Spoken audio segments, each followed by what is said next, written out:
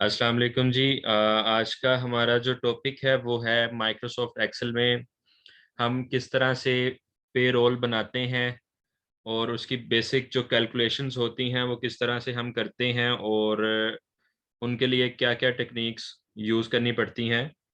तो आइए सीखते हैं।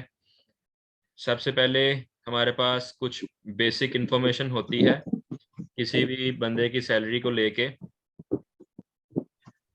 सीरियल नंबर, उसके बाद हमारे पास employ code, name, department, designations और बेसिक पे। ये आज का लेक्चर बहुत इम्पोर्टेंट है और ये आपको अक्सर इसकी ज़रूरत पड़ेगी ये काम करने की, चाहे आप किसी कंपनी में अकाउंट की क्यों ना जॉब कर रहे हो या अकाउंट्स का कोई काम आप कर रहे हैं या आप अपना कोई बिजनेस कर रहे हैं, उसमें आपको ये चीज़ बहुत ज़्यादा इस्तेमाल करनी पड़ेगी। तो इसमें हमारे पास एम्प्लॉय कोड है जी। डिफरेंट एम्प्लॉई हैं, टोटल 8 पर्सन्स का डेटा हमारे पास है। डिफरेंट डिपार्टमेंट है हमारे पास, admin, production, marketing department, quality insurance. इसी तरह से कुछ ओहदे हमारे पास, डेजिग्नेशंस हैं, मैनेजर, सुपरवाइज़र, असिस्टेंट, हेल्पर, और ये कुछ सैलरीज हैं, उनकी बेसिक पे हैं। तो अब हम क्या करने लगे हैं, इसका हमने निकालना है ओवर टाइम। तो एक्सेल में हमारे पास कुछ यूं डेटा होता है, ये नीचे शीट्स हमारे पास होती हैं। ये पर्सनल वाली शीट है, इसका नाम मैंने रखा है ओटी मीन ओवर टाइम। तो हम ओवर टाइम यहाँ पे कैलकुलेट करेंगे।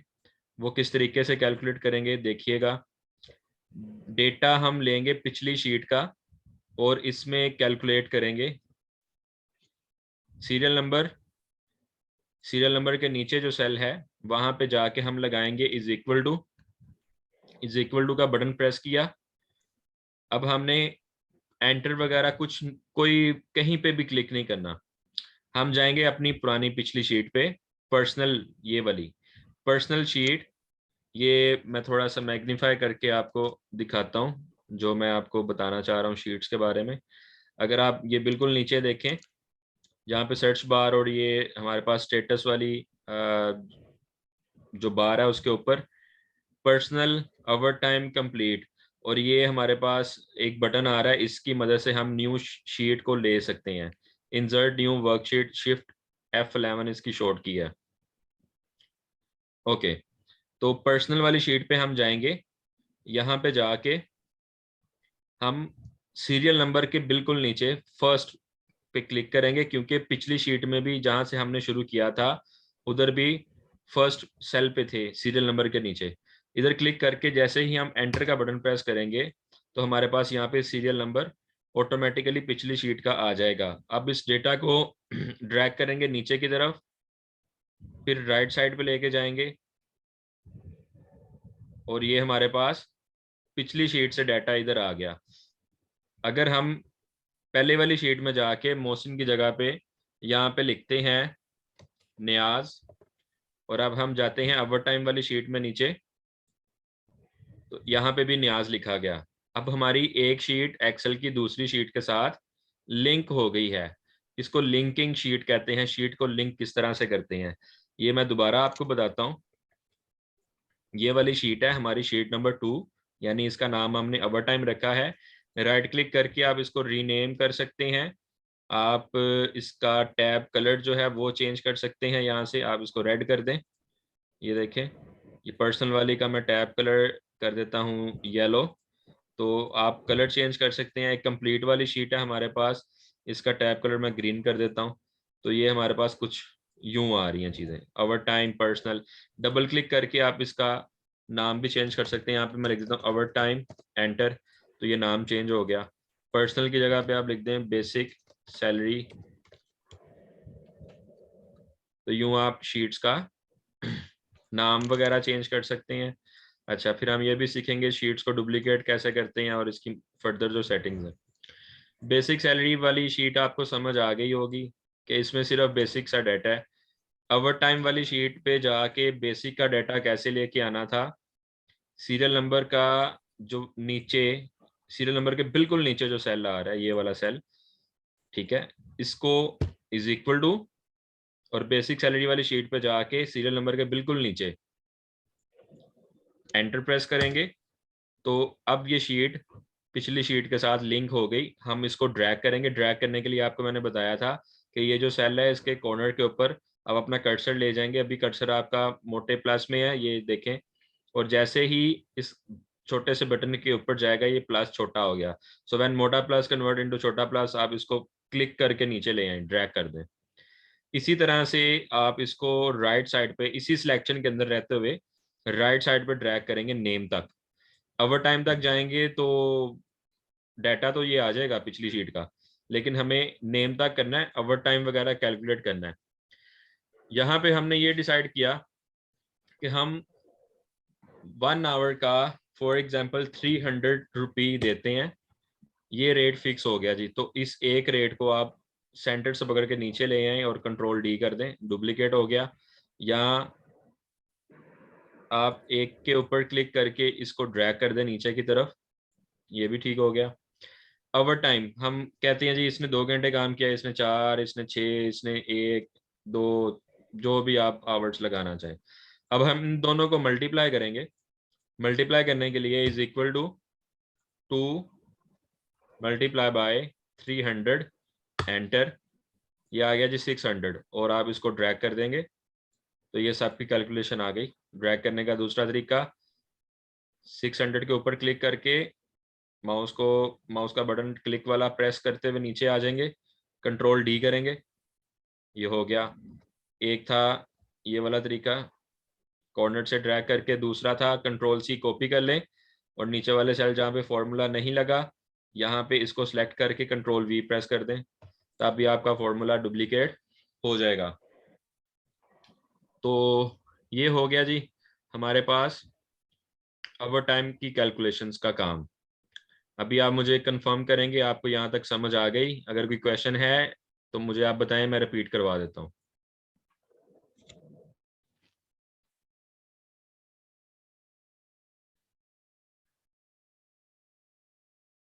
चैट बॉक्स में मुझे बता दें, फिर आगे कंटिन्यू करें।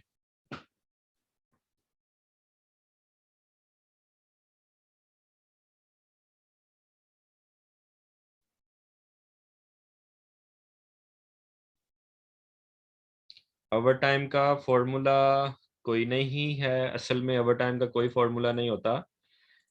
हमने यहाँ पे ये देखें रेट डिसाइड किया ना। आप कहते हैं जी मैंने 200 रुपया रखना है 1 घंटे का, मैंने 500 रुपया फी घंटा अपने एम्प्लॉय को पैसे देने हैं अगर वो ओवर टाइम लगाता है। तो आप रेट के अंदर जाके यहाँ पे लिख दें 500, और इधर आप टोटल अमाउंट कैसे निकालेंगे, इधर आप लिखेंगे इज इक्वल टू रेट को मल्टीप्लाई कर दो। मल्टीप्लाई का ये स्टार होता है साइन, ठीक है, एक्सेल के अंदर स्टार होता है। तो मल्टीप्लाई किसके साथ कर रहे हो, ओवर टाइम आवर, तो यहाँ पे आप आवर लिखोगे, इस सेल पे क्लिक कर दो, उसका नंबर खुद ही यहाँ पे लिखा आएगा D4।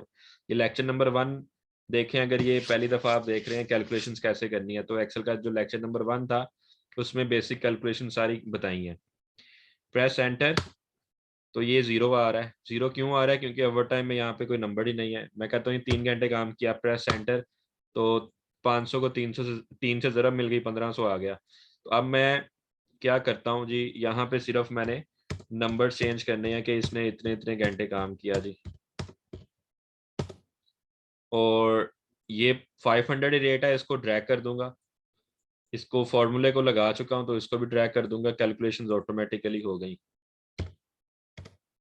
चले, अब हम कंप्लीट शीट में जाते हैं। अब अगर आप थोड़ा सा अटेंटिव हो जाएंगे और इसको समझ लेंगे तो आपको बहुत ज़्यादा फायदा होने वाला है। ओके जी, सो शीट नंबर 3 के अंदर हम क्या करने लगे हैं, हम डाटा उठाएंगे बेसिक सैलरी वाली शीट से, शीट नंबर 1 से। तो सीरियल नंबर पे जाएंगे, इज इक्वल टू करेंगे, बेसिक सैलरी पे जाएंगे, इसकी सीरियल नंबर के बिल्कुल नीचे फर्स्ट पे क्लिक करेंगे और अब एंटर का बटन प्रेस करेंगे। लिंक हो गई शीट। अब आप नीचे आएंगे और सिलेक्शन को नहीं छोड़ना, माउस को चाहे आप छोड़ दें, फ्री हैंड हो जाए चाहे, नो इशू। सिलेक्शन नहीं है, टूटनी चाहिए। यूँ सिलेक्ट है डाटा। इसके बाद आप आगे चलते जाएं चलते जाएं चलते जाएं बेसिक पे तक, क्योंकि अगर आप शीट 1 में देखें तो यहाँ पे बेसिक पे तक सिर्फ डेटा है। अब आप कंप्लीट शीट पे आएंगे तो अगर आप इससे आगे निकलते हैं तो जीरो आएगा। जीरो क्यों आएगा? क्योंकि बेसिक शीट में तो डाटा ही नहीं है। अगर बेसिक शीट में यहाँ पे जाके आप कुछ लिख देंगे, मैं लिख देता हूँ MOHSIN मोहसिन, तो उधर कंप्लीट शीट में मोहसिन लिखा जाएगा। अब जीरो यहाँ पे क्यों आ रहा है? क्योंकि यहाँ बेसिक शीट में हमारे पास नीचे एम्प्टी सेल है, यहाँ पे कोई डाटा है ही नहीं, तो इधर से मैं डिलीट कर देता हूँ। अब कंप्लीट शीट वाली पे मैं आता हूँ और ये मैं फिलहाल डिलीट करता हूँ। तो ये जी मुझे डाटा मिल गया शीट 1 से। ओके, अब मैं थोड़ा सा इस साइड पे आता हूँ। ये क्या है? ये कुछ कैलकुलेशंस हैं जो हर कंपनी करती है, जो FBR के साथ कनेक्ट है, टैक्स काटती है, बेनिफिट्स देती है। जो एक रजिस्टर्ड कंपनी है उसमें ये सारा काम होता है। ये HA हाउस रेंट अलाउंस है, MA मेडिकल अलाउंस है, शॉर्ट फॉर्म में लिखा हुआ है, TA ट्रैवलिंग अलाउंस है, ओवर टाइम है जी, टैक्स है, प्रोविडेंट फंड है, ग्रोस और नेट पे। आप भी कह रहे होंगे सर तो हमें अकाउंटिंग पढ़ाना शुरू हो गए हैं, तो ये बिल्कुल बेसिक सी अकाउंटिंग, बल्कि सिंपल सिंपल कैलकुलेशंस है और ये आपको पता होनी चाहिए। House rent allowance, medical allowance, travelling allowance, इसकी आप कोई भी अभी रेशो फर्ज कर लें, अपनी तरफ से कोई भी रेशो आप इसकी रख लें कि मैं बेसिक पे का इतने % दूंगा।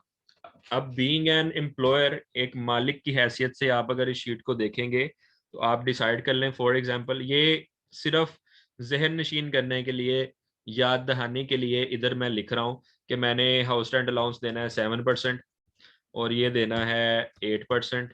आप कोई भी लिख लें, कोई भी परसेंटेज हो सकती है। ये देना है 9% और टैक्स काटना है मैंने 17%। प्रोविडेंट फंड मैंने देना है 10%। ओके, ये कुछ परसेंटेजेस आपने लिख ली। इसको मैं सेंटर लाइन कर देता हूँ। ये सिर्फ लिखने की हद तक है, इसको अभी यूज कैसे करना है, अप्लाई कैसे करना है वो आप देखेंगे। अच्छा जी, according to the rules, basic pay के अंदर जितने भी बेनिफिट्स होते हैं, जितने भी अलाउंसेस होते हैं, वो ऐड होते हैं। बेसिक पे में जो आपकी बेसिक सैलरी होती है उसके अंदर आपके बेनिफिट्स ऐड होते हैं। ओवर टाइम लगाया वो ऐड होगा, आपकी सैलरी में से आपका टैक्स कट जाता है, प्रोविडेंट फंड कट जाता है। ठीक है, अभी आपके सामने कुछ कैलकुलेशंस करूंगा, ये देखें। और ये सारी की सारी जो परसेंटेजेस आपकी लगेंगी, ये लगेंगी आपकी बेसिक पे के ऊपर। जैसे कि हाउस रेंट अलाउंस है इज इक्वल टू 5000 का, यानी ये फर्स्ट एम्प्लॉय को अभी हम छेड़ेंगे, निकालेंगे एक का, बाकी ऑटोमेटिकली निकल आएगा, ड्रैग करेंगे ऑब्वियसली। तो अभी हम क्या कहने लगे हैं जी, ये देखें, सिंपल हाउस रेंट अलाउंस निकालना है। ये फर्स्ट पर्सन जो हमारा आ रहा है इसकी बेसिक पे है 5000 इज इक्वल टू 5000 कितना रखा हमने 7%, मल्टीप्लाई करेंगे 7 से, डिवाइड कर देंगे, डिवाइड का ये वाला साइन है, डिवाइड कर देंगे 100 के ऊपर और एंटर का बटन प्रेस कर देंगे। तो 350 रुपये, 350 रुपीज इसका हाउस रेंट अलाउंस बनेगा। Medical allowance is equal to किस पे निकलेगा, basic pay is equal to basic pay multiply by 8 divided by 100, press enter, ये आ गया 400। Travelling allowance is equal to basic pay click करेंगे, उसका वो सेल नंबर लिख देगा F2, multiply by 9 divided by 100, enter, ये आ गया जी 450। ओवर टाइम कहाँ से लें?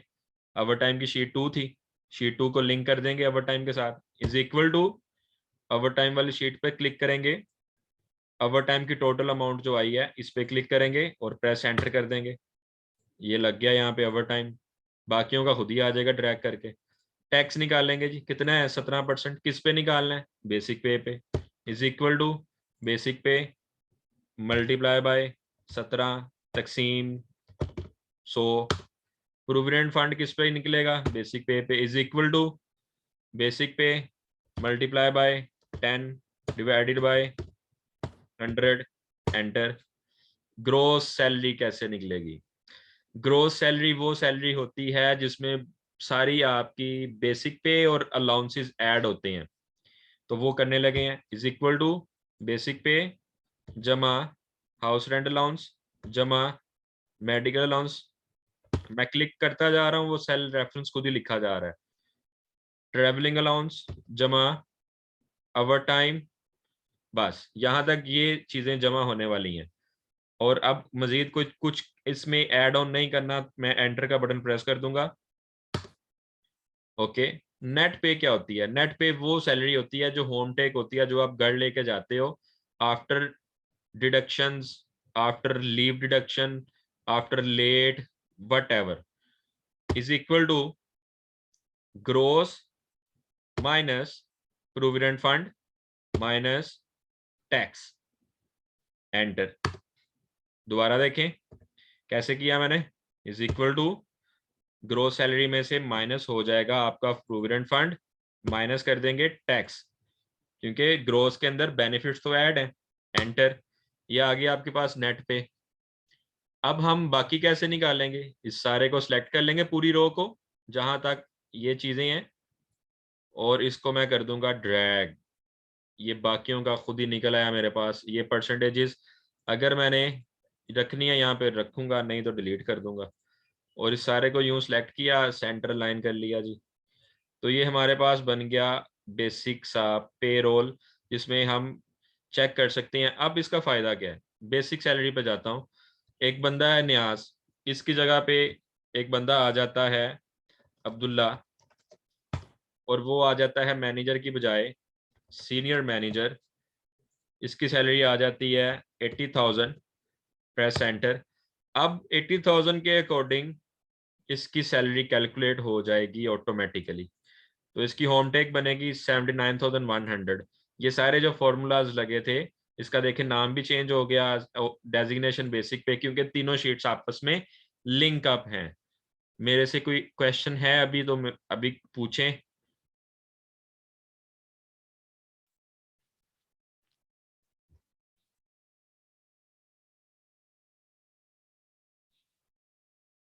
Got it. ओके। बाकी भी बता दें, समझ आ रही है आपको? आ चुकी है? या कोई अगर कंफ्यूजन है तो मेरे से आप पूछ सकते हैं अभी।